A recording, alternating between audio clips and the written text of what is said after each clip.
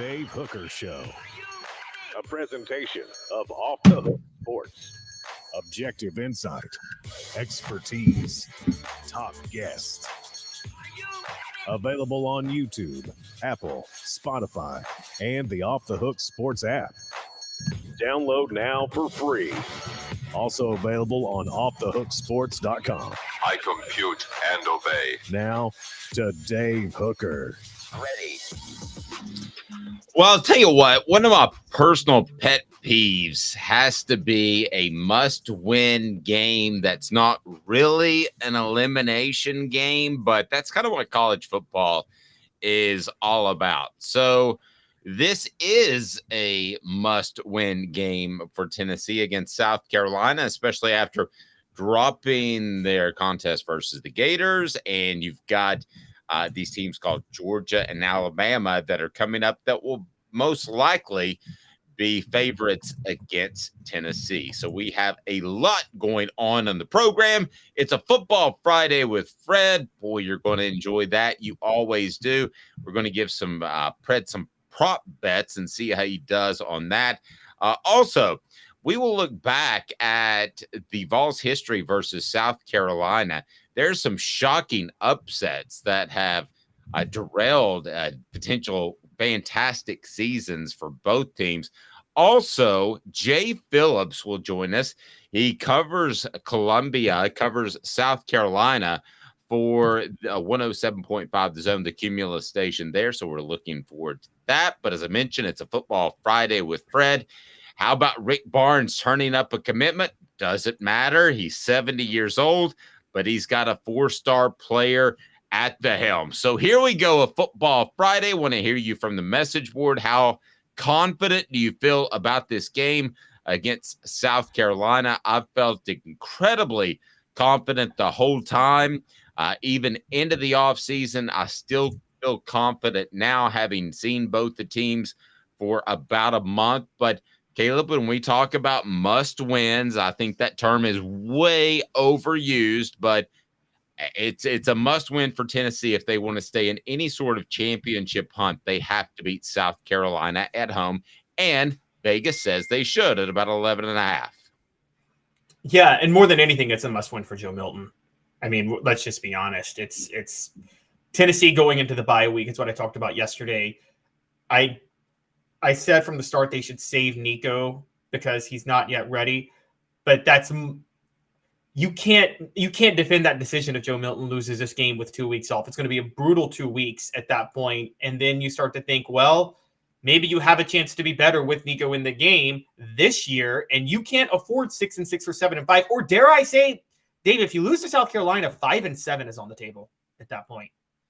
On the table, I don't think likely, but on the table. If it ever got to the point where I think that Josh Heupel thought he was pushing a 6-6, I think that there would be a quarterback change. I've said before, it's going to take a lot for a quarterback change. It's going to take either an injury or an incredibly bad run by Joe Milton. And I haven't seen anything close to that yet. So here we go. Good morning to you and yours. Hit that like and subscribe button. If you haven't set your notifications on, do that as well. If you're listening into an audio podcast format, please give us a review. We greatly appreciate those. It helps us get out in front of more people. It's time for today's tough question, and it is now. Today's tough question. Take a side. Take a stand. The Dave Hooker Show, a presentation of offthehooksports.com. Okay, I'm going to get this out of the way, Caleb. Today's tough question is not about me. It's not about the fact that I have a book signing Friday afternoon with Celebrate 98, the untold stories behind the 1998 Tennessee National Championship Vols. That is not what it's about. But we would love you to join us at 3 to 6 from Hound Dogs, where Fred White and I will have a signing there, which is next to Cedar Springs Baptist Church on Kingston Pike. We will be there from 3 to 6 signing books, so looking forward to that. It's not about that, Caleb. It's not about me. You know this is not about me. This entire endeavor is not about me. Here's today's tough question brought to you by Andy Mason Real Estate. And again, not about me. But this week, called Champions Week, is it disrespectful to the 1998 national championship team for it just to not be called the 98 Champions Week? This is some sort of champions conglomeration that I guess is going to salute the 2001 SEC East Division champions as well. I don't know who all they're celebrating, but they're going to celebrate all kinds of teams, and I think other sports as well. I think it's neat. I think this would be a good annual tradition if you wanted to, but you don't have Champions Weekend unless this is 25 years after Tennessee goes 13-0 and wins a national title in the most important sport at the University of Tennessee, and that's football. So to call it anything else, and I guess they thought I had Celebrate 98 trademarked, which I do. So to call it anything else, Caleb, to me is a little bit disrespectful to the 98 team. And I've talked to some guys on the 98 team, and they're having their own get-together around Texas A&M, and they're going to do the school university function thing today, as a matter of fact, and into the weekend. But is it disrespectful for it to just not be about the 98 football team? Yes. Now let's clear up what this actually is. So this is actually, to be fair, their second annual Champions Weekend, and they celebrate champion milestones. So anybody that's won a championship, the 10-year anniversary, the 20-year anniversary, 25, 30, 40, 50 of anybody that won a championship. And it's SEC or national. I'm with you. I'm fine with it with an annual Champions Weekend. But you need a weekend that for football season that solely acknowledges the 1998 national championship team from 25 years ago. Okay. Now, if you want to just acknowledge national champions from Champions Weekend with 10, 20, 25, 50, I'm fine with that. But quite honestly, Dave, this is disrespectful not just to the 98 football team, but think the women's basketball team, 97-98, that went 39-0. They have to share this with the 2002-2003 women's basketball team that was SEC regular season champions. Now, no disrespect for that 2002-2003 women's team, but should they deserve to share the same court or field as the 97-98 women's basketball team that's hailed as the greatest team of all time? No, and shouldn't that celebration be during a Lady Vols basketball game? Exactly. This is a football event, and if you want to do a Champions Week in the 24th and 26th anniversary of these teams, and your thoughts on the message board, and we'll get to them, like and subscribe. If you want to do that on those years and you want to include all champions, that's fine. Go ahead and do that. But this one in particular is the 25th anniversary of the 1998 national championship team. It should be all about them. They should be able to run through the T if they want to. It just simply does not happen. It didn't happen in 47 years, going back to 1951. That's not the modern era of college football, nor the modern era of college athletics. So give me any two championships of any sport. You can go track, you can go women's basketball. You can't go men's basketball unless you want to talk about like winning the SEC East regular season. You can go any other sport. You give me two champions that you would trade for this one championship, 13-0, 1998 national championship team. There aren't two that even compare to this one. There aren't 10. This championship, 1998. It sounds crazy like you said that for effect, but it's really the truth. It's the most important championship Tennessee's ever won in any sport. And it outweighs every other championship combined. Okay. It's not close, guys. It's not, you're right. Now, yes, Tennessee fans, the old timers, like, no, we're 6-time national champs. 1938, 1940, 1950, 1951, and 1967. 67 was retroactive. The other four, as you said, were before the modern era. So let's put it this way, Dave. No championship pre-integration outweighs championships post-integration. Do we agree on that? I would agree on that. Like, not even close. Massive asterisk pre-integration. And so the 98 championship outweighs the other 5 Tennessee football national championships. It's the most important championship in the university's history They deserve a weekend to themselves. And you're right, particularly for football season, they should get a weekend to themselves I think they did get one on the 10-year anniversary. I hope they got one on the 20-year anniversary. They should get one on the 25, on the 30, on the 40, on the 50, and just the 98 team. Nobody else. They deserve that much. Okay. I do know this in 2005, you were probably covering it. It's funny. Tennessee lost to Georgia that day, but it was the day Tennessee lost to Georgia in 05. They welcomed back the 85 team by themselves. They didn't welcome back the 65 team or the 35 team or the 45 team. No, it was the 85 team. That team didn't even win a national title.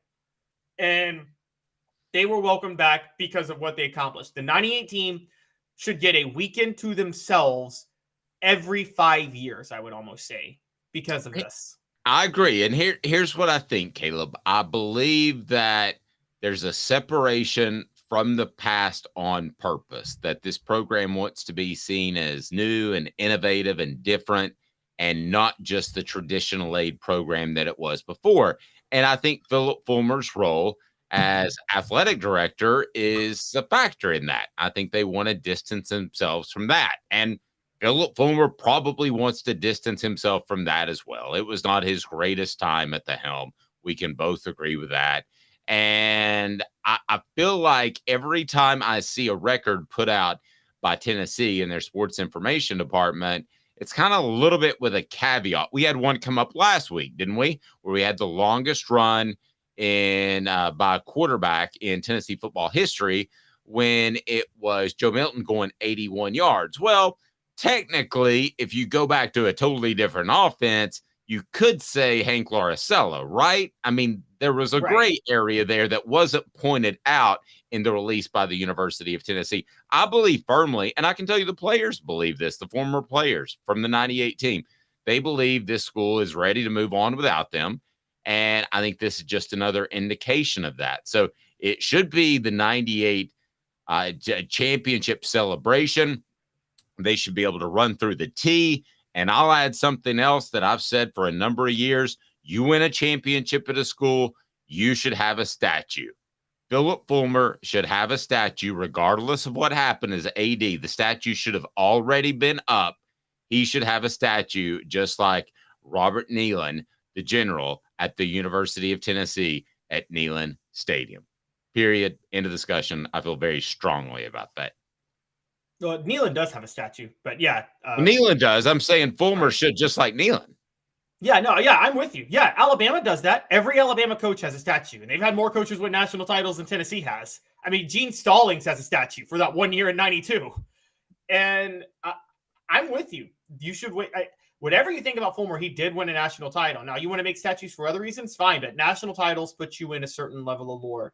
And Tennessee should absolutely, the 98 team should be getting more respect than they get. I think, look, but Tennessee has a habit of not doing well with honoring certain team success relative to individuals. And what I mean by that is they'll sometimes honor players from a little more from less successful teams. And I'm not mentioning Peyton Manning because Peyton Manning was just was the best, is in the conversation for best of all time at his position. But Dave, I'll give you one. Like, let's just throw these two out. He was better raw talent, but Leonard Little versus Sean Ellis. I feel like Leonard Little's more beloved than Sean Ellis, but Sean Ellis was as productive at Tennessee as Leonard Little was. Well, there's a reason, partly because of that, because Leonard Little was playing middle linebacker, which nobody can explain to me still to this very day. Let's turn to basketball. No, but Sean Ellis was also better in the NFL than Leonard Little was. Even though Leonard Little was good, Ellis actually had a better NFL career, slightly. Leonard Little made more Pro Bowls. Yeah, but Leonard Little also had some serious issues with the driving thing. So okay. I mean that's a factor. I think he was suspended for a number of games, and that so there were a lot of issues going on there. I like seeing right there that Jesse says, "Go Cox." Here we go. We've gotten a lot of South Carolina fans, and we enjoy that. Robert says, "Good morning, Vol Nation." SC Scout guy says the Tennessee 2021 cheerleading squad won the national championship. I hope they honor them. Thank you. I appreciate that from a South Carolina fan. who's saying, man, they deserve their own weekend, and they do, and they're going to have it themselves privately for the A&M weekend. And yeah, that's something they're going to do for themselves. I asked Philip Fulmer on our podcast, and that's brought to you by Tennessee Cider Company, the original cider of the Smoky Mountains. Use the promo code HAT to receive some free swag with that order, available most anywhere in the United States. I asked him if I could be invited to the team only functions to celebrate 98, and I got a negative. I got a stiff arm right to the face mask. That wasn't happening. Today's tough question brought to you by Andy Mason, AndyMasonRealEstate.com. Real estate experts with over 4 decades combined experience in Tennessee. Best prices, best service in the Knoxville area. AndyMasonRealEstate.com. No championship to celebrate when it comes to the basketball team, but you have a commitment to celebrate, Caleb. And I know you have strong feelings on Rick Barnes. I have some pretty strong feelings as well as to what he can achieve and how long he'll be around and what should be acceptable. But let's start the conversation with Tennessee's newest commitment. What can you tell me about the latest hoopster? Bishop Boswell comes out of North Carolina. He is very much a Rick Barnes type of player. He's a 6'4" combo guard, great defense, great passing, and he scores by driving to the basket. Now, I think that's a little outdated way of looking at how you win basketball games today. I think being able to stretch the court is more important, but Rick Barnes has gone in the transfer portal and added players who can stretch the court. So I don't think it's a big deal. I don't think this is indicative that Rick Barnes isn't at least willing to adapt still. This is a good pickup for Tennessee in 2024. It's their first 2024 pickup. He's a 4-star across the board, elite combo guard, and with Josiah Jordan-James and Santiago Vescovi out of eligibility after this year, the perfect guy to come in that you could see kind of make an impact, at least from a depth perspective, long term. So I think Tennessee should be happy about that. And he's going to be the first commit whose first year on campus will be when Rick Barnes is 70. And I wanted to bring this up because Rick Barnes is turning 70 next year, and his contract runs until he's 74. But Dave, I look at Rick Barnes. I mean, some people are 70 going on 100, and some people are 70 going on 50. And I feel like Rick Barnes is 70 going on 50. I mean, he doesn't come across to me as somebody who's turning 70 next year. No, I agree. And you could say the same thing about Nick Saban. He just does not look nearly as old as he is. Now, you'd like to have the success that Saban had with Rick Barnes, but you haven't. Who were the other schools involved in the newest Tennessee basketball commitment? I know Wake Forest was involved, which look, it's good for Tennessee to beat out Wake Forest. I'm pulling it up now. I do believe Villanova was involved, which 2-time national champion. That's a good team to beat out. So no shame in that. And I mean, so there were couple of schools, North Carolina schools were definitely targeting him. So this is definitely overall a good pickup for Tennessee. I'm pulling up the other schools now because I had already forgotten them, but he definitely said that he connected with Rick Barnes. Oh, Xavier in Missouri, he was eyeing, and Missouri had a good start to the season last year, and Georgia too. So not amazing schools that are like loading up on national champions. If Xavier, Wake Forest, and Missouri and Georgia are your top other schools, but all schools with coaches on the rise, particularly Missouri, which had a great first year last year under their new head coach. And so I got to be honest, I think this is not a bad. What it really shows is Rick Barnes, he's beating out youthful coaches for top-notch recruits. And, the young coach that has a splash first year always does well on the trail right after that. And so to beat him out says a lot about Barnes. Well, and as I brought up, we've gotten a lot of South Carolina fans because it's Tennessee, South Carolina week. So SC Scout Guy weighs in on Rick Barnes from his South Carolina perspective. I will say this again. You don't realize how lucky you are to have Rick Barnes. SC has been to 5 tournaments in 50 years. I would love to have Rick Barnes as our coach, which leads me to the question, what school other than Kentucky wouldn't take Rick Barnes right now? Is it Auburn? I was talking SEC schools. Oh, SEC schools. Auburn, Bruce Pearl, Yeah. Who else Auburn was would good. not trade their head coach for Rick Barnes and the stability that he would bring with the backdrop that other than Kentucky, football is king and basketball just has to be respectable? I think Arkansas is pretty happy with Eric Musselman. I mean, they might start the year number 1 right now. So I think Arkansas is pretty happy. Look, whatever you think about how last year went down, Alabama's pretty satisfied with Nate Oates at this point. Oh my gosh. See, I would disagree there. I thought there were too many off-court issues and guns. I'm not saying what would be the right move. I think Alabama is just. I think the fans are happy with it, and so it's what with the fans and they're happy with the success. And look, Eric Musselman and Nate Oates have more fun teams to watch. Rick Barnes' teams are not fun to watch. Let's call it what it is. They are boring to watch, and it doesn't go far in the NCAA tournament. And that's the SC Scout guy. I get what you're saying, but at least even with Frank Martin, y'all got a Final Four. Rick Barnes can barely get out of the first round of the NCAA tournament and always loses to a lower seed because of his obsessive nature of defense. Now, I will say, we got to point this out, Dave. Rick Barnes' best accomplishment, I don't know if you saw this because we're talking about celebrating champions. Tennessee has removed the NIT banners from Thompson Bowling, the Food City Arena. They had finally. NIT banners up. I've been to countless practices and games there, and I did not know they even had NIT banners. Yes, they had NIT banners. Final Four, Elite Eight NIT banners, or is it winning the championship NIT banners? It's going to the NIT banners. They had going to the NIT banners, and they have finally gotten rid of those. Okay, well, we're gonna turn into some hoops as we're gonna bring Fred White in here. A couple of comments on the message board. Jesse Sewell says we're going to learn a lot about both football teams. Which team has really improved over the first 4 weeks? Which team is putting it together in all 3 phases of the game? Sounds a little coach speaky, Jesse, but I'm going to agree with you in that I don't know that we know much about Tennessee at all. They played 3 preseason games, essentially. They played a Florida team that I still do not believe is very good. I think Tennessee had a bad day in Gainesville. So we'll know a lot more about these 2 football teams after Saturday. I truly believe we'll know a pecking order that right now is still pretty unclear in my mind. We'll know more about Tennessee. We know about South Carolina. I mean, the book is out on South Carolina at this point. They've been tested to their credit. We'll know more about Tennessee specifically. And we know where South Carolina is weak.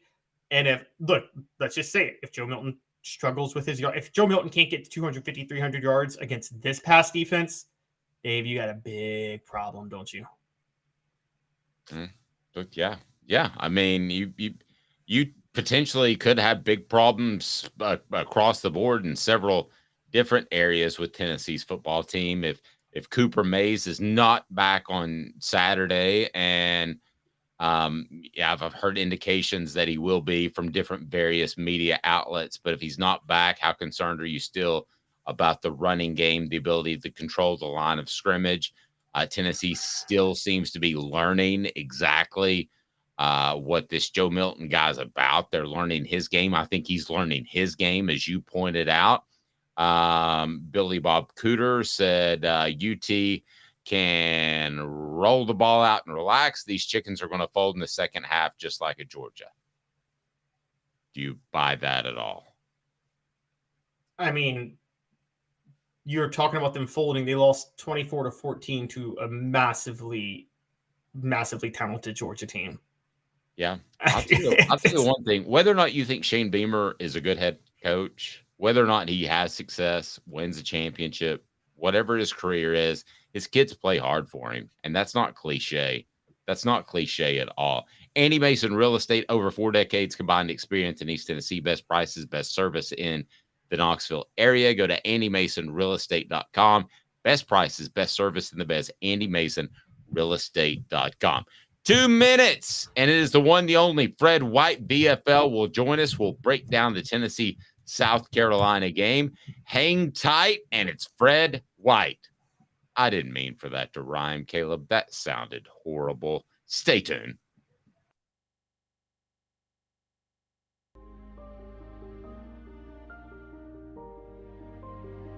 Our family has been creating one-of-a-kind pieces of jewelry in West Knoxville since 1986. Each piece is a combination of unique processes that bring your idea to life. Every day in our shop, a truly special item with a story all its own is being manufactured in our facility, bringing the history and family sentiment into a whole new generation of life. We are grateful that you chose us to be Knoxville's best jeweler, a title that we value and respect. Because to me, being a jeweler and owning a jewelry store are not the same thing. I'm Rick Terry. I'm a jeweler, and we want to be your jeweler. Kingston Pike and Campbell Station Road in the heart of Farragut, and downtown on Gay Street right next to the Tennessee Theater. Hi, Mike Davis here with City Heating and Air, reminding you to always dare to compare. Our team provides quality local heating and air service, installation, and maintenance across East Tennessee. We use only the best equipment like American Standard heating and air conditioning for your residential, new construction, or commercial needs. Honesty, dependability, and customer satisfaction have been the cornerstones of our business since 1961. City Heat and Air. Dare to compare. These mountains hold and defend a spirit far better than moonshine. A drink that holds flavor that becomes necessity. A hard cider made and relished by folk who are as hearty as they are legend. A refreshment that can only be found in one place. With a taste that makes you say, give me 3 bottles of the good stuff. Tennessee Cider Company, where necessity can be found. Who's this guy? Hello, who is it? The Dave Hooker Show, Who? a presentation of Off the Hook Sports, What? YouTube, Apple, Spotify, and the free Off the Hook Sports app. Back to Dave Hooker.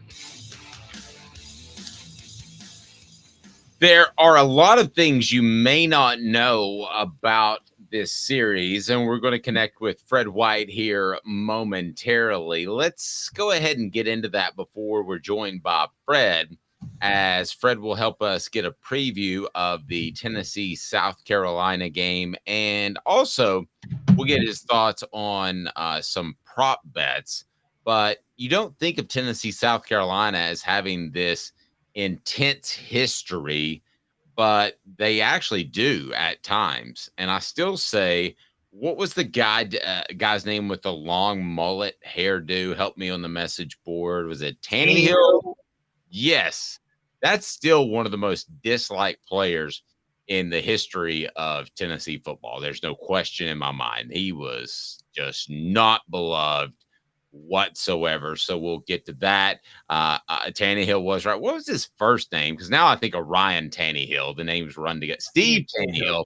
That's right. SC Scout guy, as he was the guy. The Hemp House, the premier hemp dispensary online with a wide variety and great selection, strict standards to ensure you only receive the best in CBD and Delta 9 products, or Delta products in general. And they have this, the Big Orange Crunch right there, which brings you that Sunday show with Fred, along with our friends at Herald Group Security Solutions, and also our post-game show. So if the Vols win, this is 50% off, and it's got the Delta 9 in it, so you'll love it, and you can order it from our friends at the Hemp House Chat, 2 T's, hemphousechat.com. And don't forget about the Hemp House. So SC Scout guy said, one of the nicest guys you'll ever meet. He is a great high school coach in South Carolina now. I don't doubt that at all. And I think, frankly, at the time, South Carolina, remember back that far, if you do, Caleb, that's the type of confident, cocky player that South Carolina needed to overcome some of the top teams in the SEC East and the SEC. So we want to get to prop bets. Let's go ahead and do that right now, as prop bets are brought to you by our friends at Zen Sports. I'll tell you more about Zen Sports here in just a moment, but it is 4 downs right now, and it's brought to you by our friends at Zen Sports. So 4 downs as we go right now. 4 downs. 4 questions, 4 answers. The Dave Hooker Show. 4 Bounds, a presentation of offthehooksports.com. All right, prop bets. And I love these things because it gives you a great feel for the game. And we will have our game prediction coming up here momentarily. By the way, Jimmy Himes picks Tennessee to win 38-34, so to not cover the spread, which I thought was a big number initially. As we get to 4 downs, it'll be Cooper Mays reminding us what you should do. Cooper Mays here. Hit like and subscribe. You should. So let's go ahead and get to first down and break some of these down. And let's start with the guy who will have a monstrous impact on the game and had the biggest impact on the Columbia collapse for the Vols last year, and that was Spencer Rattler. Over under with him concerns what, Caleb? Because it is. Coop here. First down. There you go. So Spencer Rattler is set at the over-under with 268.5 passing yards for the game. And for context, he's gone well over that 3 of the 4 games this year. The only one he didn't was Georgia, and he had 256 yards, and Georgia has historical talent in the secondary. Yep. So you're asking me if I'm taking the over-under? Yeah, give me the number again. 268.5. I think he'll throw for over 268.5. I think he'll have to. Yeah, I think it's an easy over. And I think that that'll either come because South Carolina plays well, which is scary for the Vols, or that'll come because he is in a trail position, which we have seen many times before. So what else we got? Prop bet number 2, which means it's what down, Coop? Cooper Mays here. Second down. All right, what do we got?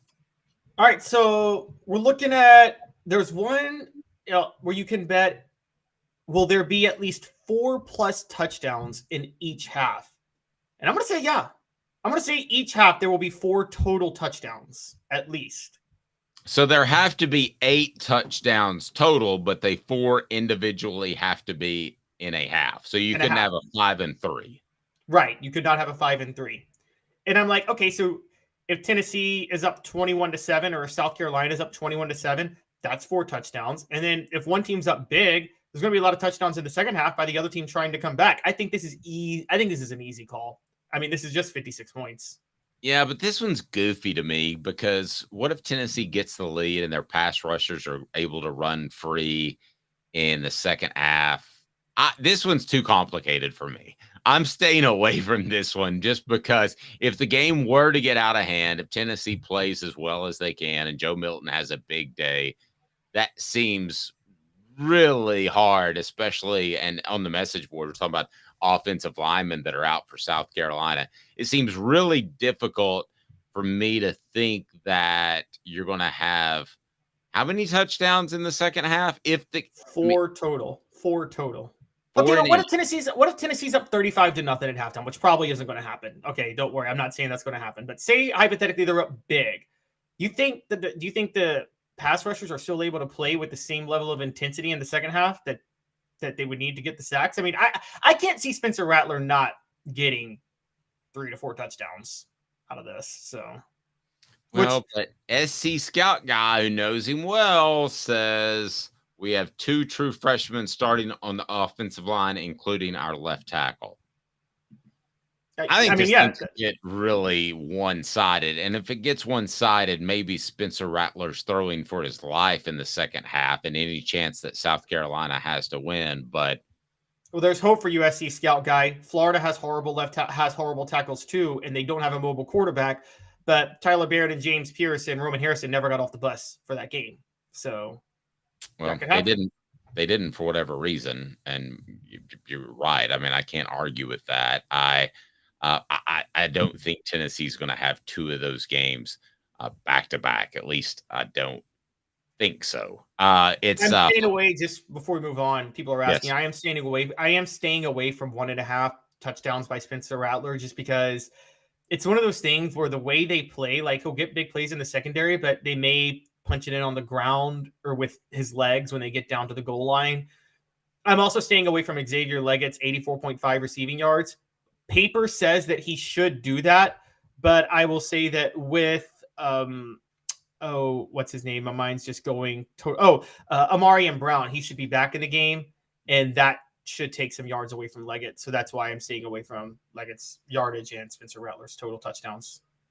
All right, there you go. It is brought to you. We've got a couple more downs to go. It is brought to you by our friends at Zen Sports. It's football season, and it's time to switch to Zen Sports, the fastest growing sports book in Tennessee, changing the bonus game with their cash rewards program. When you sign up for Zen Sports with a referral code HOOKED, HOOKED, earn a welcome bonus that gives you 5% cash back for your total betting volume for your first 15 days of betting.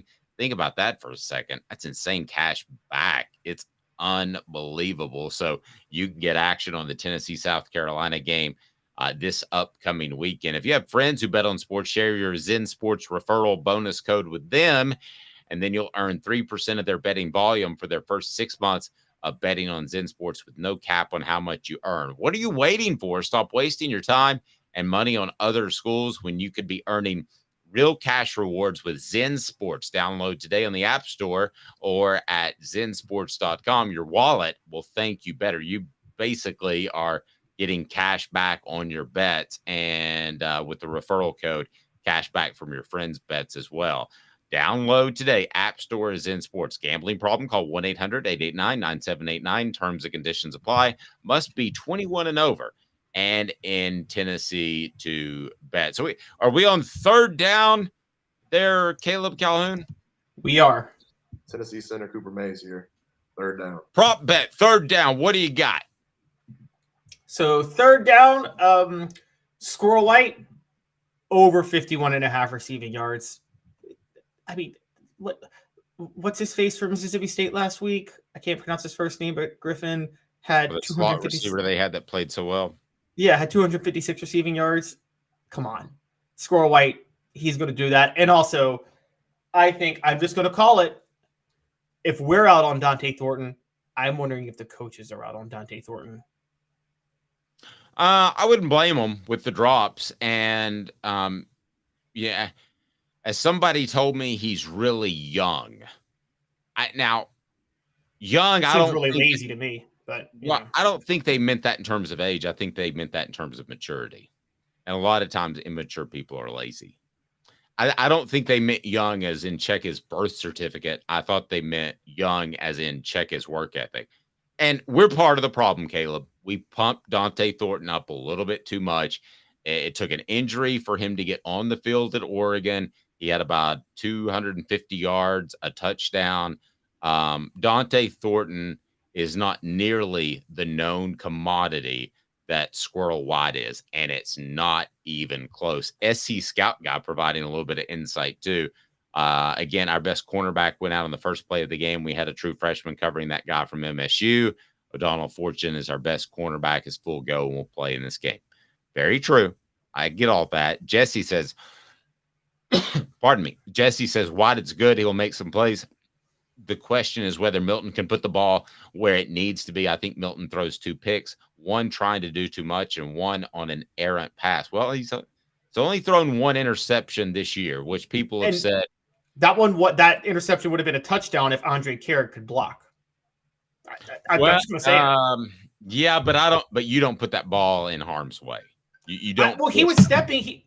It wasn't in harm's way. I think it was Ramel Keaton had his guy beat wide open down the sideline. Milton was stepping into the throw, and he got hit as he threw it. I mean, that's on Carrick.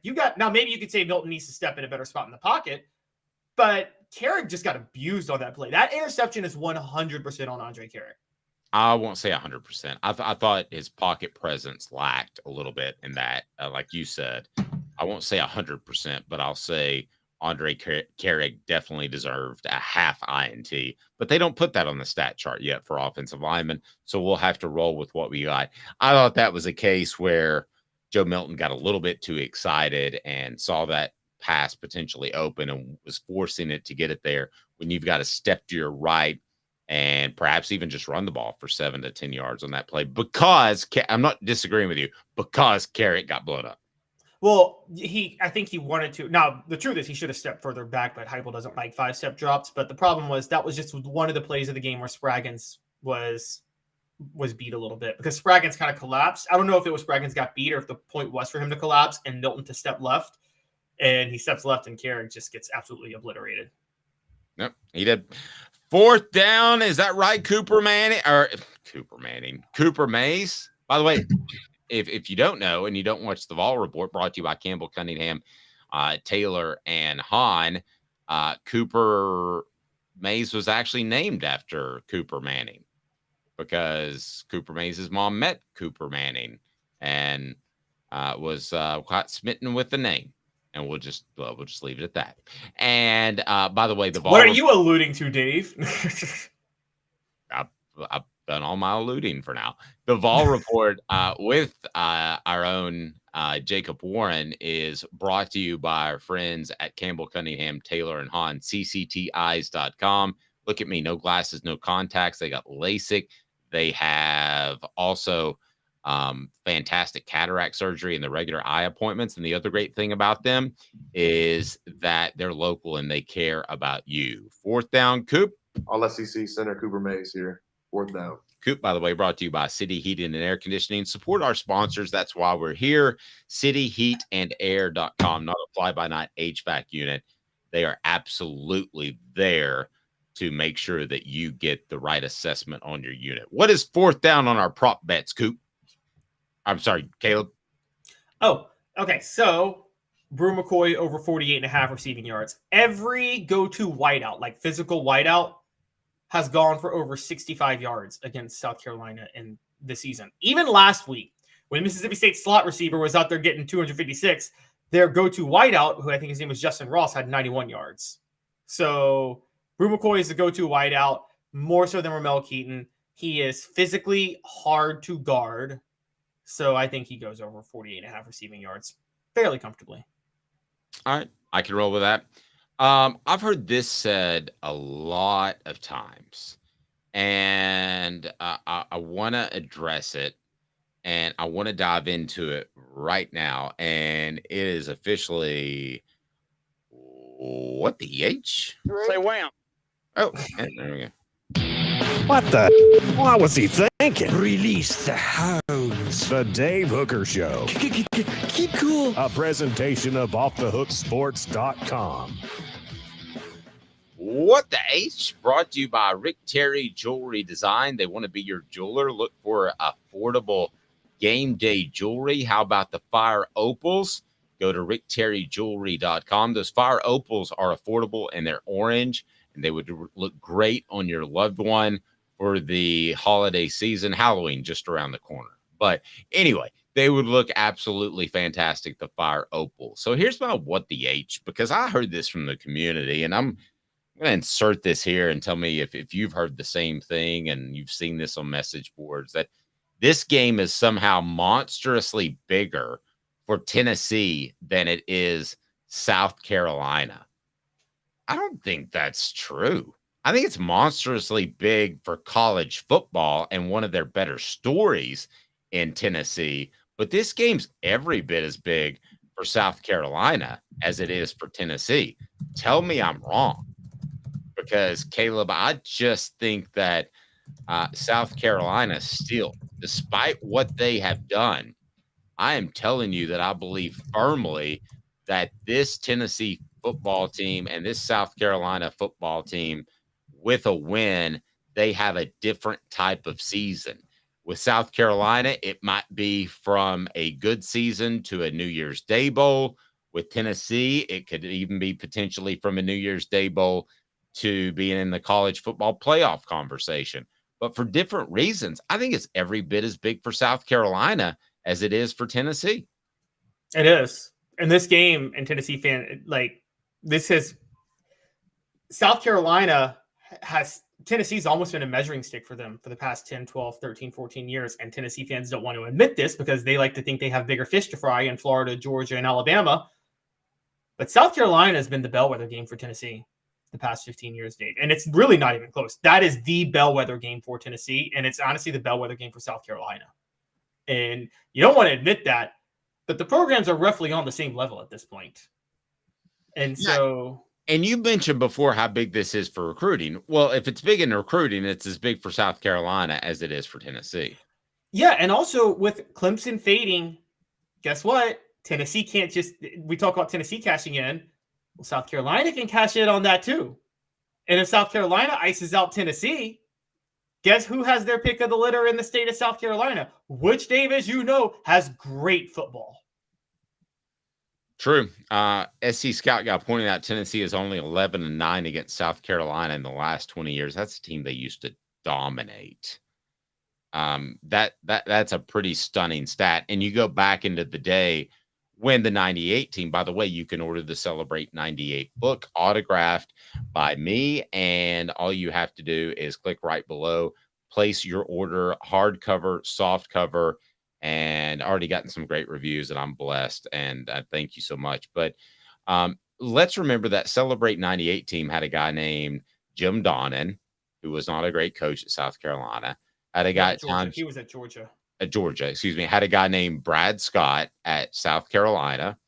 Did have a guy named Steve Spurrier, and that's what it was. Had a bunch of Mikes at Alabama. And really, their schedule was significantly easier. And that is why Jerry DiNardo at LSU, which allowed them to go to LSU. Jerry DiNardo at LSU. That's a great one. Tennessee hasn't had great success recruiting there. But if you look at the states that they recruited in particular, Georgia with Donnan and South Carolina with Brad Scott, they're going to out-recruit them. And they were going to out-recruit a 89-year-old Lou Holtz at the time, too. Jesse, adding on to that thought, says that Heupel has about a dozen top prospects in Knoxville this weekend, and some are hard South Carolina leans, pushing all his chips into one pile. And I agree with that. Heupel's done it before, probably burned him with a guy named Mazeo Bennett last year. Well, yeah. Well, Mazeo committed after the Alabama game. It was just losing to South Carolina did it in for Tennessee, which I kind of wanted to get to this because 2012 to 2018, every Tennessee-South Carolina game was decided by one score, every single one. And I think it was like within 4 points every single game from 2012 to 2018 during that time. Guys, there have been 3. Last year was the 3rd major upset that derailed one of the team's seasons. We know South Carolina beating Tennessee last year, what that did to Tennessee. Well, 10 years ago, Dave, it's funny. You compare Shane Beamer to Butch Jones and you compare Josh Heupel to Steve Spurrier. You've said Shane Beamer is the new Butch Jones and Josh Heupel is the new Steve Spurrier, right? I have said that. Well, 10 years ago, the greatest team in South Carolina history, led by Steve Spurrier, went 11-2. One of their losses was to Tennessee's first team under Butch Jones, which went 5-7. By the way, if South Carolina wins that game, they go play for the SEC title. And I'm just going to say it up front. They might beat Auburn because Auburn was the luckiest team in the history of college football that year. And they were not that good. They were lucky to get to the national title game. South Carolina could have beaten Auburn, and they might have played for the national title that year. But Tennessee upset them with Butch Jones. And then the most notable one. Sorry? No, you go right ahead. The most notable one is 1992. South Carolina SEC newcomer. All Tennessee has to do is beat South Carolina, and they go play for the SEC title, which was in Birmingham that year. They lose to a not very good South Carolina team its first year in the SEC, and Tannehill, I guess is how you pronounce his name at the time, 24-23. That didn't just cost Tennessee the East. It cost Johnny Majors his job. So totally altered the future of Tennessee football. Yeah, and you wrote about some of the big games in this series. And I can tell you from being in school and knowing the players, there's nobody they hated more than Tannehill. Daniel says, for me personally, this has become more of a rivalry than the big 3 in Alabama, Georgia, and Florida. I'm not willing to go that far because of historical significance, but it is, I believe, getting into the conversation, especially if you don't play Georgia or Florida on an annual basis, and it looks as if that's going to be the case. South Carolina has been competitive with Tennessee longer than Tennessee has been competitive with any of those teams. I'm sorry. It's just a fact. Say that again. That didn't. Since the SEC split into two divisions in 1992, South Carolina has been competitive with Tennessee longer than Tennessee has been competitive with any of those three teams. I mean, I'm just going to say that. Hadn't thought of it that way. This is why Jesse, I think, likes you. It's refreshing to hear some honesty. And this isn't a Tennessee football team that, going into last year's game, what did we say? Tennessee would absolutely have to flub it up to get beat by South Carolina. I thought we were half right, Caleb. I think that they did have to flub it up, and they did with the Jeremy Banks situation before the game. And then they didn't play well during the game, and then Hendon Hooker got hurt. That's a flub up, but I mean, that's not their fault. But let's not shortchange South Carolina for coming out and being ready to play. I mean, there's no question they're ready to go. Yeah, as Shea Beaver acknowledged, they simplified things for Spencer Rattler. They turned him loose. They unleashed him, and he went off. And honestly, since that game, Spencer Rattler hasn't played a bad game since that Tennessee game. I mean, and Jesse adding also, Beamer and Heupel are great for the SEC. Totally agree. And kudos to Shane Beamer, who, listen, before the Tennessee game last year, wasn't on the hot seat, but I thought would be in the hot seat going into the 2023 season. But he got things turned around with South Carolina. Did he misuse Spencer Rattler headed for back before the Tennessee game and the Clemson game? Maybe. Whatever the reason is, it doesn't matter. They got it fixed. Tennessee once switched midseason from a 3-4 to a 4-3, and after starting 0-6, they won all of their remaining games. They got it fixed. So that's better than just going status quo, running the same old offense and saying, hey, let's just hope that things suddenly start to get better. Because what's the old saying? If you continue to do things, insanity is doing everything the same way and expecting a different result. Exactly. It was much better. And well, having studied a little history of the 88 team, Dave, you may know this more than me, but that was Johnny Majors was kind of a micromanager of Tennessee, had his hands very much on the program and what they were doing up until that point. It was very much it was kind of an Nick Saban where it was his schemes. He let the coordinators do their thing, but he was a bit of a micromanager. When he made the move to Philip Fulmer as offensive coordinator, which was 89, and I guess it would have been Larry Lacewell in 1990. Mm-hmm. That was when Majors finally became hands off. And my understanding from a lot of people, and you may know more than me, but in 1992, even before the open heart surgery or anything like that, it just felt like the staff was really coaching the team anyway. And Majors was just there. And yep. I think that's why it was easier to make the move. Any other noteworthy games? You've got a column on offthehooksports.com that really looks at this series. Any other noteworthy games that you want to mention? Yeah, sure. Two. 2014, Josh Dobbs breakout game. Tennessee was down 45-31 with 3 minutes left, and they scored 2 touchdowns in 3 minutes, win in overtime. Dobbs has 5 total touchdowns, over 400 total yards. Spurrier in his post-game press conference gives a quick statement, and he's like, and that's it. I don't think I need to answer any questions, and walks out. He was so mad. No. 2016, that began the dumpster fire of Butch Jones' career. Tennessee starts out 5-0. They lose 2 straight, but they were expected to lose those 2. They're still favored to win the East, and they do win the East if they win out. But they get shocked by South Carolina because Josh Dobbs, the aerospace engineer, had a midterm that week and wasn't able to prepare for the South Carolina game and did not play well. They play horribly. Jalen Hurd transfers that week after, and then Florida clinches the East, and Butch Jones makes his Champions of Life comment. And that's really when that South Carolina loss is right when Butch Jones started to completely unravel and melt down. When I look at the message board, we use the term rival loosely, don't we? I mean, we just kind of throw it out there. We say Vanderbilt's a rival. I mean, how in the world that's a rival, and other than they're within the state borders?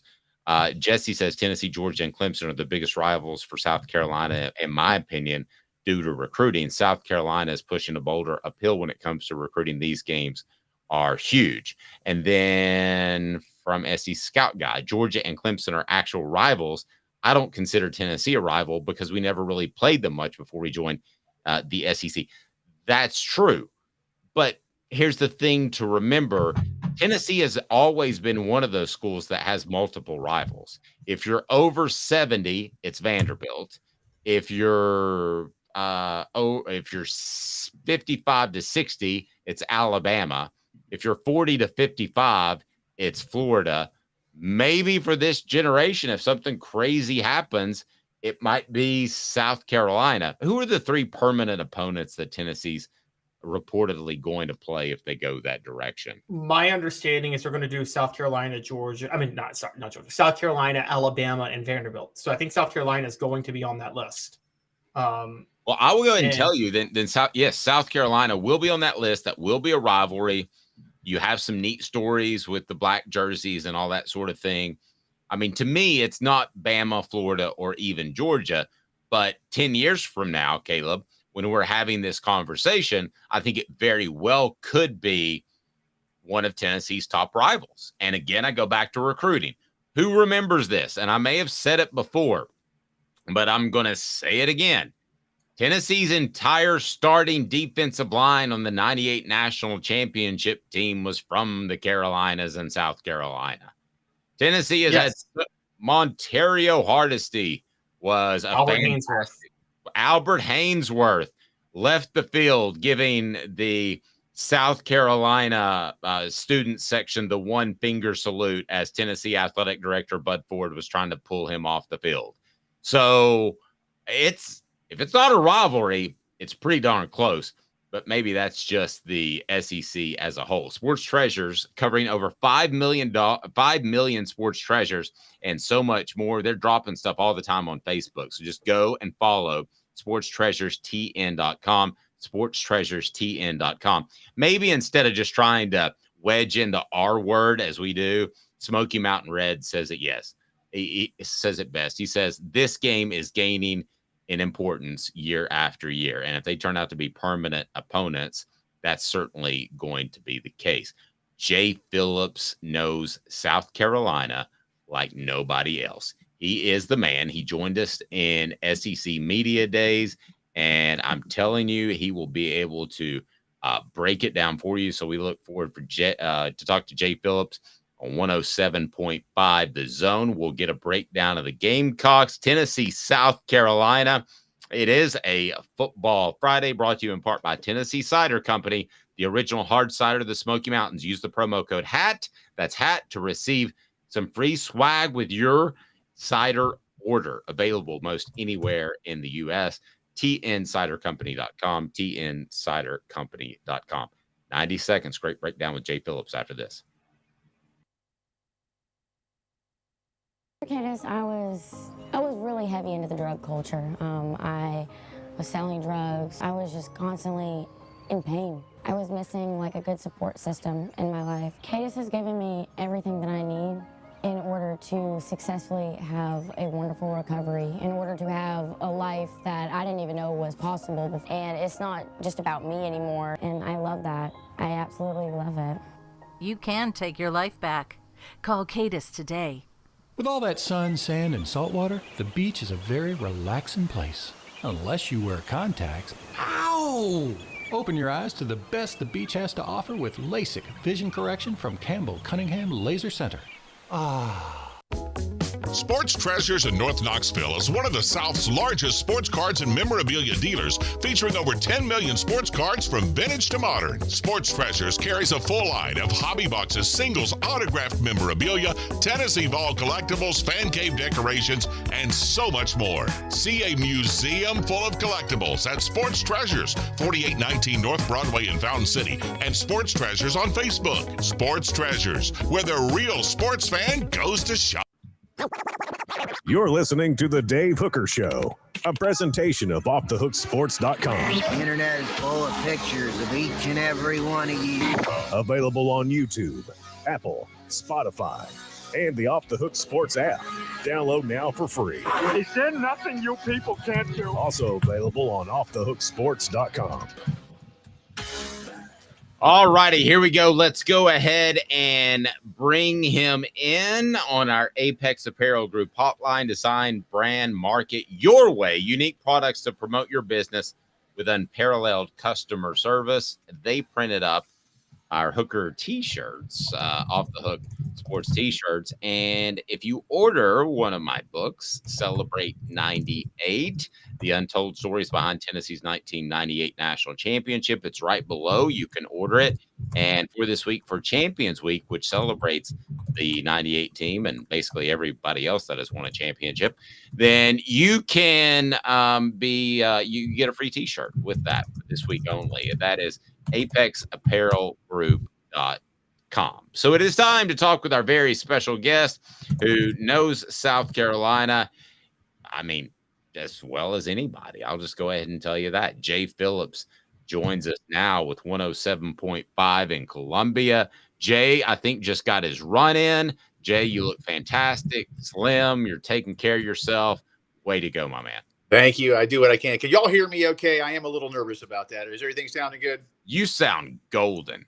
You are perfect. Just want to be absolutely sure. Yeah, I do what I can. I'm an old man, Dave. I gotta stay. I still have 4 kids to raise, so I gotta look the part. You know what I'm saying? My 2 are at college, and I got one word for you: glorious. Yes. Yeah. Oh, I have 3 in college now. So okay. 1 in high school, but no, we're getting along, man. I'm looking forward to this one tomorrow night. I love this rivalry. I heard you guys just a few minutes ago talking about that.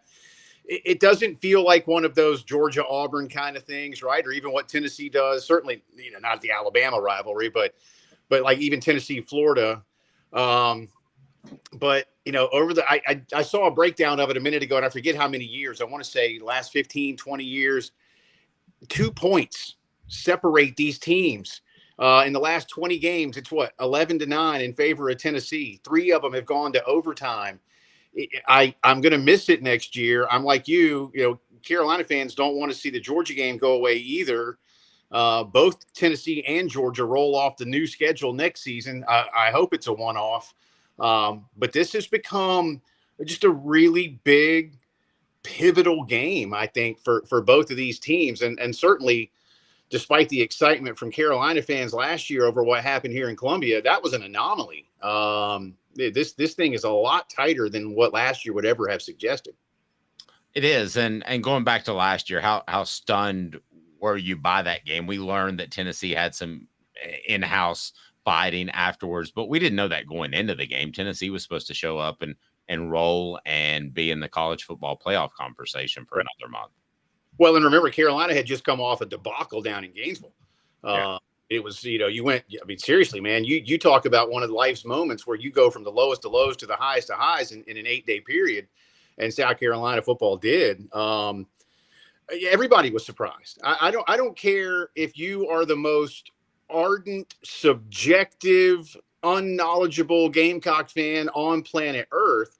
You didn't see South Carolina doing that to Tennessee last year. And remember too, y'all, Carolina got up big and then Tennessee made it 35-31. And at that point you're like, oh, okay, well now we've got the game on our hands. And then boom, South Carolina just went right back at it and ended up winning quite comfortably. And I know Hendon went down late and that made some difference, but I think by then, even if you got Hendon Hooker playing at an even higher level than he was playing last season, playing at a Cam Newton level, I don't know if there's enough time for Tennessee to come all the way back, but no, that was big. And then they carried some of that into the Clemson game, which was, good for Carolina fans who had not won in Clemson in 10 years to be able to go do that.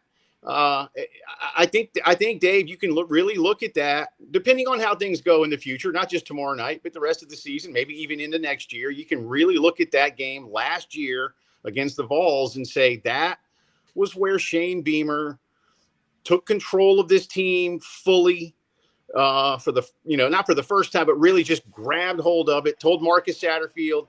I was joking. I'll give you this. I was joking with my co-host a little bit earlier.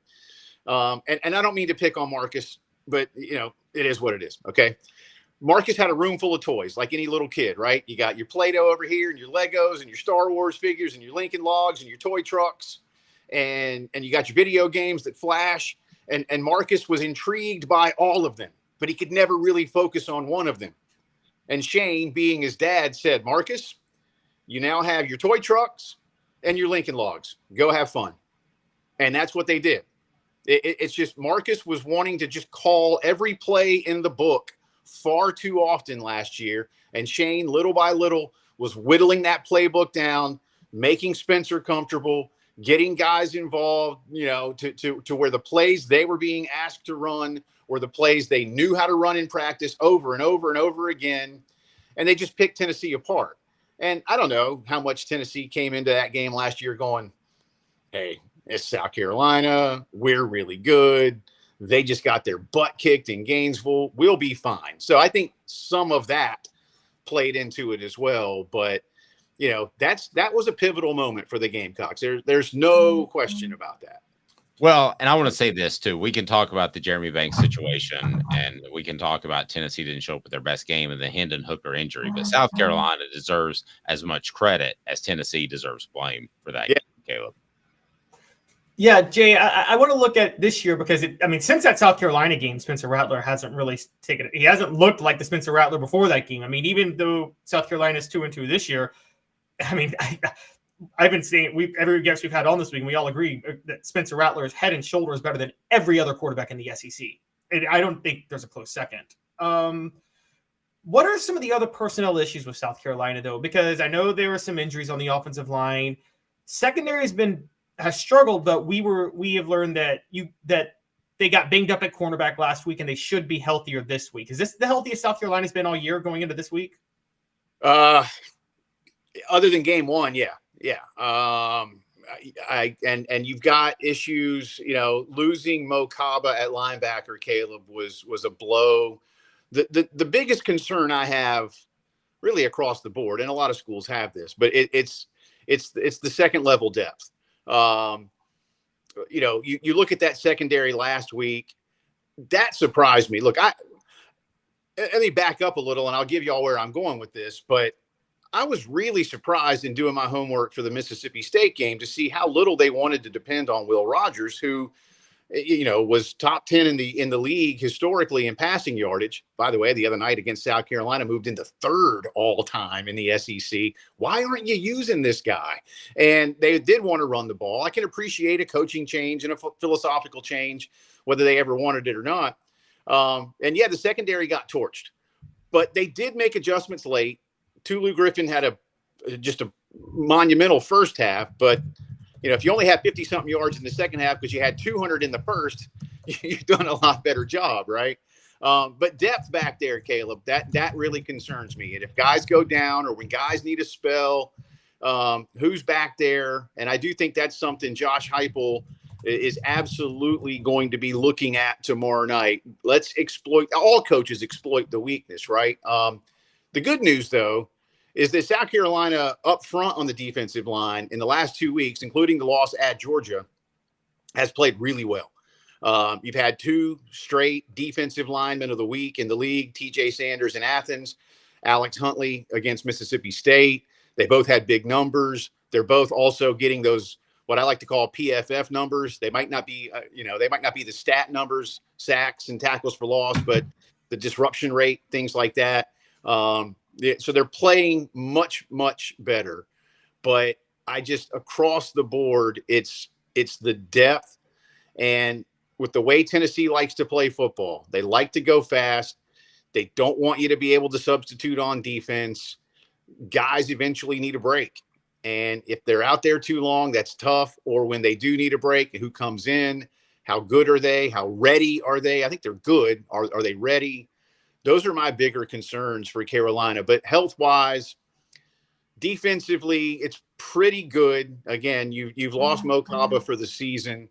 But other than that, they've got their complement. I just go back to that second level ability over the long haul to make a difference for the Gamecocks. And then on offense, the only major piece that's still out, and it's a major piece, is Juice Wells at receiver.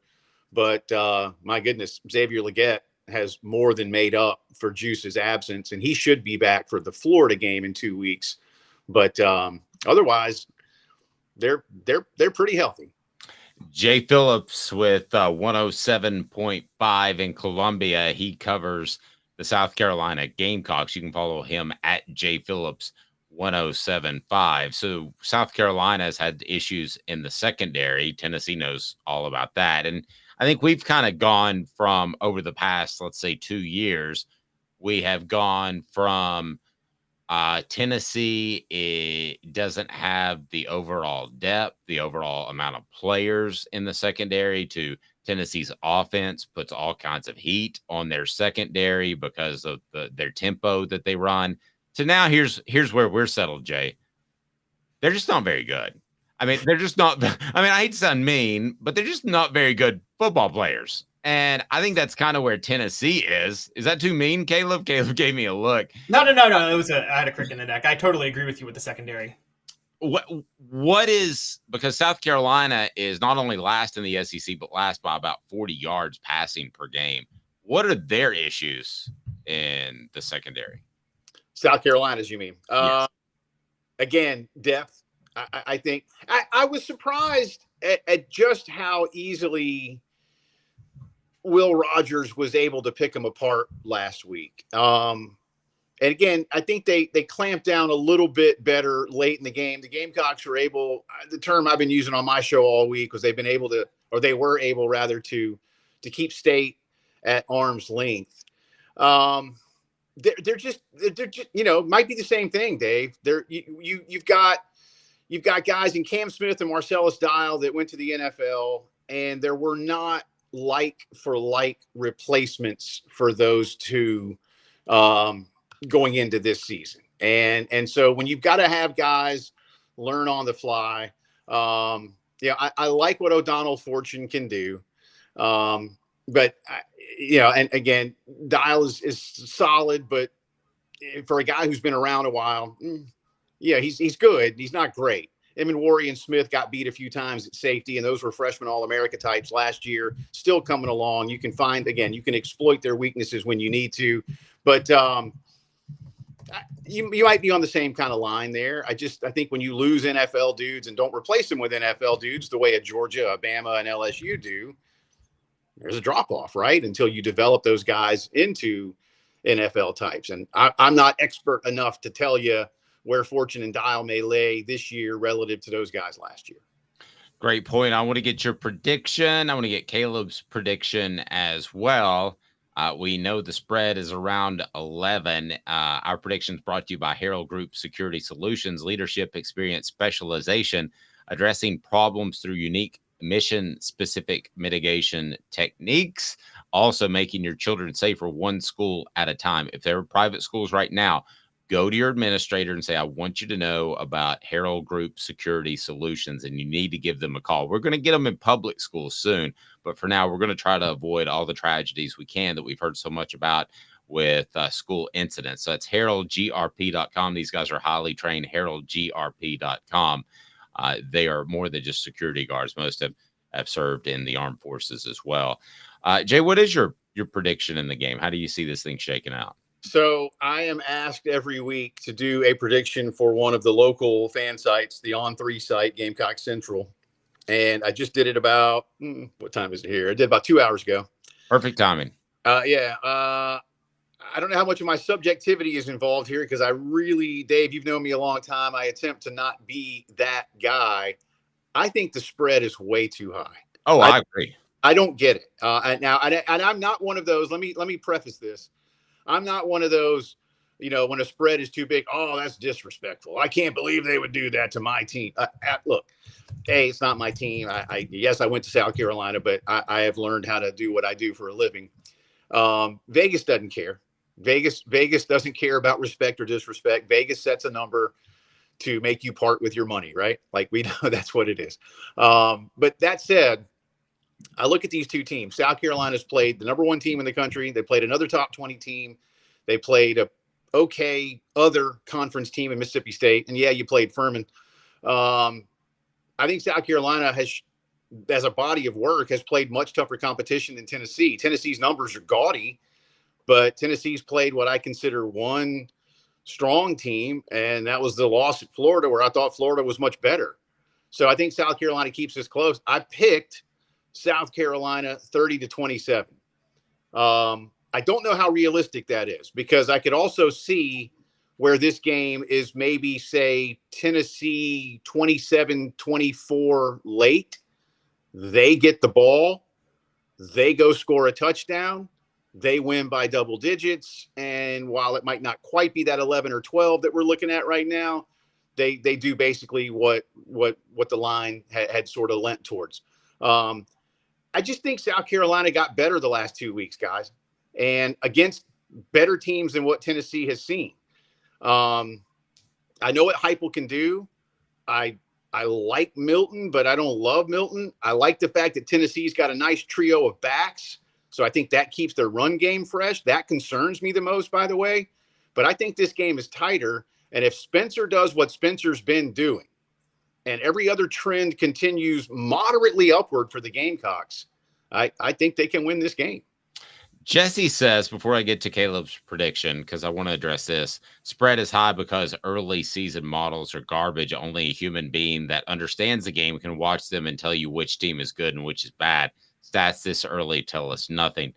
True. I think the spread's this high because Vegas has insiders on every significant school, and I think they think that Cooper Mays is going to play Tennessee center, who has been out the entire season. There was 2 schools of thought, hold him out for a little bit longer so he gets the off week. But I think that's what Vegas thinks. I don't know that. I'm not reporting that. Goodness knows I don't want to get in trouble with that. We have the Vol Report with Cooper Mays brought to you by City Heating and Air Conditioning on our channel.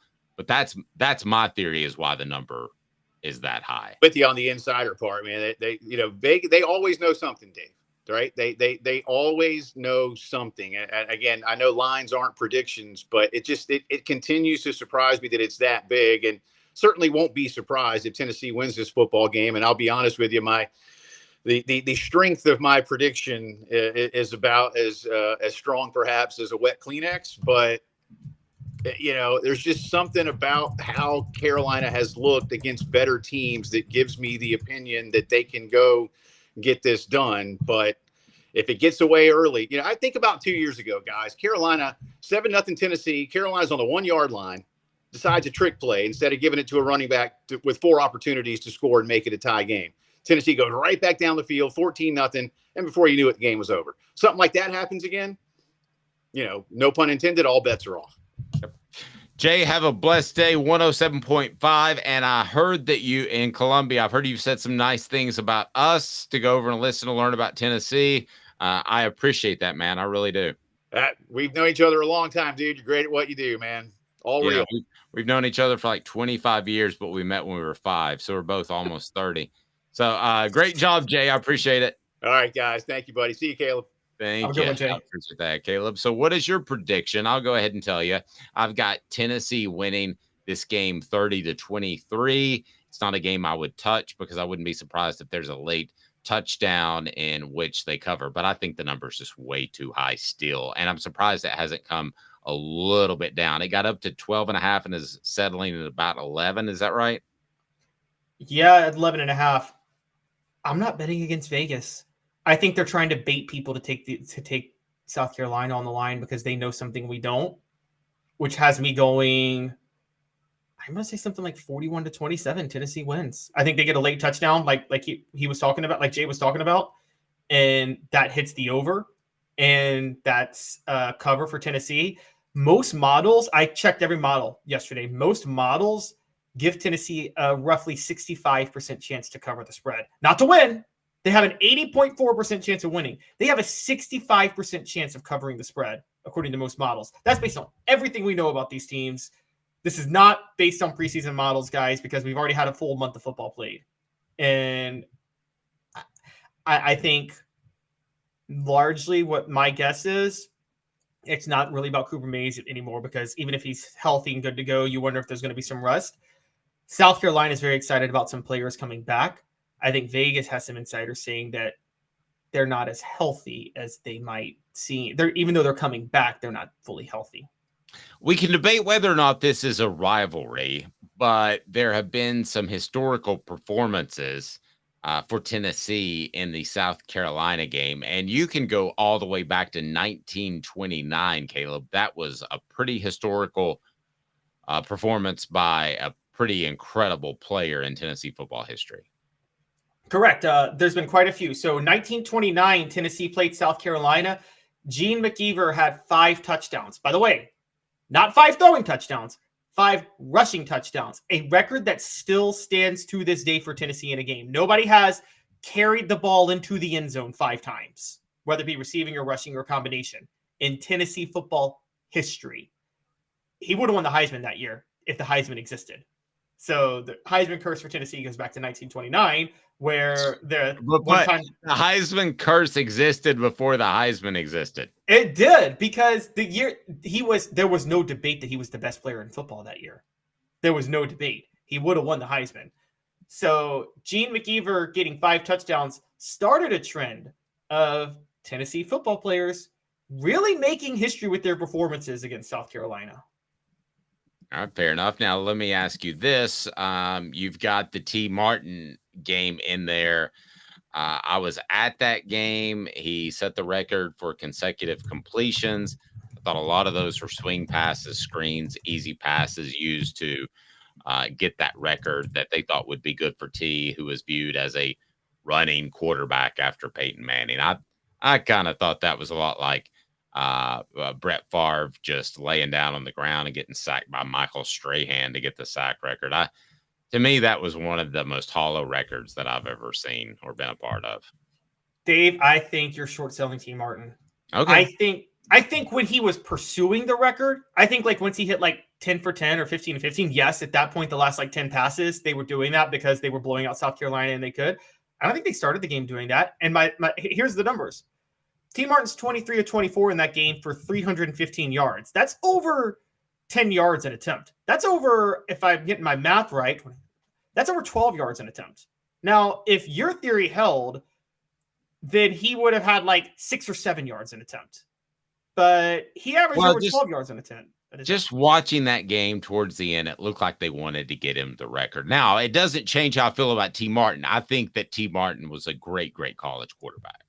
No, I agree. At the end, and Martin admitted it as much. He talked about that David Cutcliffe called a screen pass that made no sense for him to get the record. That part's true. But Dave, for him to be approaching the record, they weren't doing that when he was approaching the record. They decided that when they realized he was getting close to the record. But before that, there was a lot more vertical passes. I think, again, the game.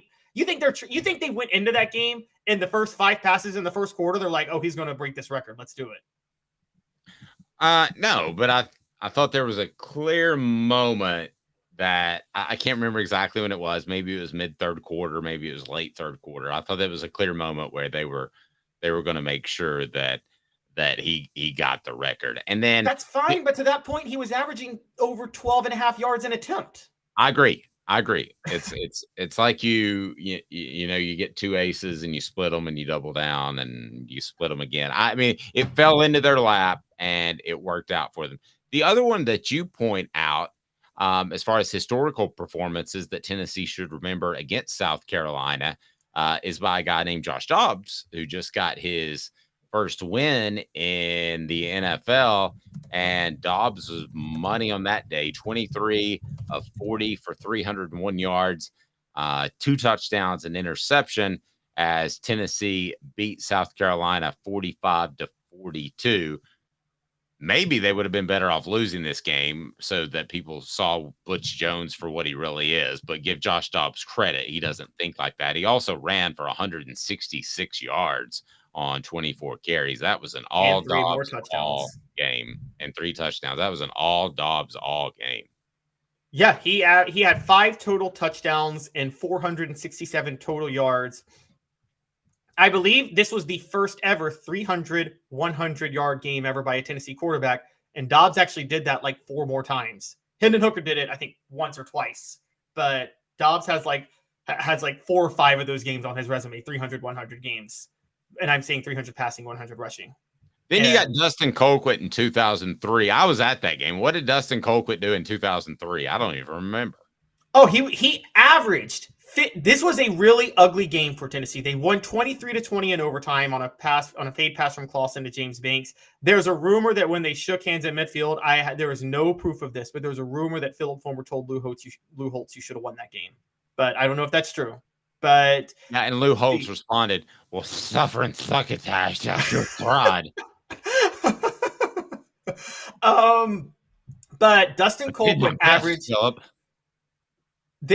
He averaged 51.7 yards per punt on that game on 7 punts. The only reason it got to overtime was because Tennessee dominated field position. He had 5 50-yarders. He had a 63-yarder that went out of bounds at the South Carolina 2.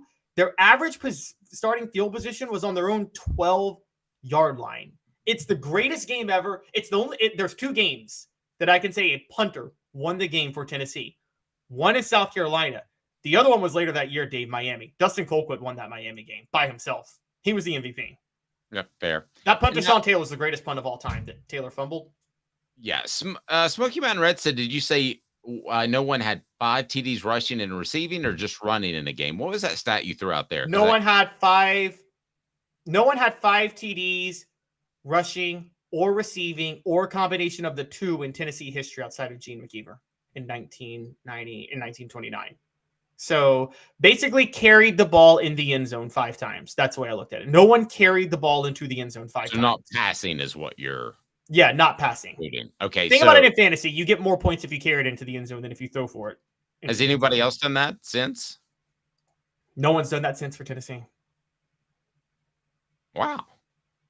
Good stuff. All right. He's Caleb Calhoun, and I trust him on that. I'd probably look it up after the show with anybody but him. But if he says it, I certainly believe it. So we will have that the big wrap. That'll be brought to you by Herald Group Security Solutions after the game. We'll also have that. Wait. Jalen Hyatt last year. Jalen Hyatt last year. That's what I was thinking. Yeah, Jalen Hyatt last year. Excuse me. That was the first one since. So okay. My significant apologies on my end. I don't know how I forgot that one. We always overlook Jalen Hyatt is what we did. And we'll also have, so we got the big wrap brought to you by Herald Group Security Solutions. And we'll also have that Sunday show with Fred brought to you by Herald Group Security Solutions, leadership, experience, specialization, addressing problems through unique mission-specific mitigation techniques, making your children safer one school at a time. And I'm telling you, they'll do that. We're talking about highly trained security individuals that will make schools safer. We're going to get these in public schools. So if your child or daughter, or your son or daughter, your child goes to a private school, have them reach out to Herald Group Security Solutions. We've already made a difference. We're going to continue to do that. And we're going to avoid some of the tragedies that we've seen across our country. And also, I remind you, the Hemp House, the premier hemp dispensary online with a wide variety, great selection, and strict standards to ensure you only receive the best in CBD or Delta products. They also have the Big Orange Crunch. Tennessee wins. They'll be 50% off on Sunday, and you can get 10% off just by using the promo code HOOKED. Support our sponsors. Again, it's Champions Week, so anybody that purchased the book, which is right below Celebrate 98, the untold stories of the 1998 national champion Tennessee Vols, will get a free Off the Hook Sports t-shirt. And I'm here to tell you, it is not a rehashing of the season. It is stories that you haven't heard before, and I think you'll greatly appreciate it. So unless you're on that team, 90% of that book is stuff that you did not know. And I think that you will appreciate that book. I certainly hope so. The reviews coming back have, quite frankly, made me a little bit swollen up at times, a little bit humbled, and I greatly appreciate that you guys have enjoyed the book. And if you can, we would love for you to order it on offthehooksports.com because I can sign it for you and ship it to you directly. Because I'll be frank with you, Amazon takes all the money. But if you can leave a review on Amazon, that helps us get us out there. So Caleb, will you promise me you'll leave a review, even though I don't think you've read the book yet? I will absolutely leave a review. You were supposed to send me a copy, Dave. I'm going to send you a copy. You are on the list with Philip Fulmer. So that's an exclusive list of people I've got to send a copy of the book to. We got a lot going on. We got a lot of work going on right now, guys. Yeah, I know. The book was supposed to come out in May, but I had a little health issue. So it came out when it came out, and that's where we are. It's Celebrate 98. Order the book, and you'll love it. If you don't, you can get on this message board and just rip me to no end every day, and I'll never ever block you. How about that? I'm that sure you'll like the book. You can say Dave's fat, Dave's an idiot, Dave's stupid, Dave has a big head, Dave's eyes are too close together, he's got wrinkles. You can do whatever you want to. And Dave thinks Nashville talent is still good. Sorry. He's Caleb Calhoun. I'm Dave Hooker. So we both have Tennessee winning, but not covering. I got them covering. Nope, I got them covering with a late score. Okay, I've got them not covering. I'm going to roll out a bottle of Gentleman's Jack on the show next week when this happens. There you go. We'll break it out at our 3:45 a.m. production meeting. He's Caleb Calhoun. I'm Dave Hooker. This has been a presentation of Off the Hook Sports.